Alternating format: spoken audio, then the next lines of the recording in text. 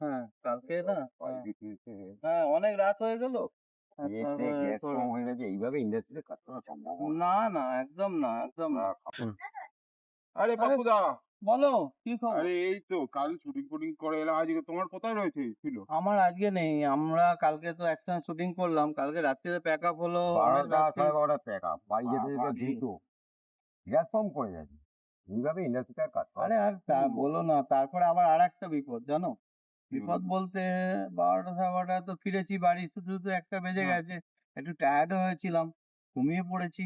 হঠাৎ 2টোর সময় রাত্রির মানে দরজায় কড়া নাড়ছে। কি ব্যাপার? ধড়মড়িয়ে উঠেছি। আরে আমার যে পরিমল আছে না আমার বাড়ির পাশ, আরে পরিমল, ওই অঘ্রাণ মাসে যে বিয়ে হলো তোমার, ও যে হ্যাঁ নেমন্তন্ন হ্যাঁ করলাম, হ্যাঁ, গেছিলাম বেশ, বলো আনন্দ নাচানো ফানন্দ আনন্দ করলাম। করলাম। বেচারা খুব হেল্পফুল ছেলে, হুম। মানে সবার বিপদে ঝাঁপিয়ে পড়ে একদম। হ্যাঁ, এই সবে বিয়ে করেছে, ওর বউটা সে কান্নাকাটি জুড়ে দিয়েছে। ওর ইউরিন ইনফেকশন হয়ে গেছে।